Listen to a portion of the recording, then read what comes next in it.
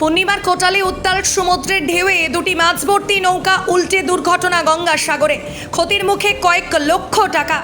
দুদিন ধরে প্রশাসনের তরফ থেকে মাইকিং করে প্রচার হচ্ছিল দূরবর্তী স্থানে মাছ ধরা নৌকাগুলো যাতে কূলে ফিরে আসে, যে কোনো মুহূর্তে বিপদ হতে পারে। ইতিমধ্যে গঙ্গাসাগরের বেগুয়াখালীর কাছে মাছ ধরে ফেরার সময় দুটি ইলিশ ভর্তি দৈনিক মাছ ধরা নৌকা বা ডেইলি ফিশিং বোট সমুদ্রে উত্তাল পাতাল ঢেউয়ে উল্টে যায়। অসুস্থ হয়ে পড়ে বেশ কয়েকজন মৎস্যজীবী।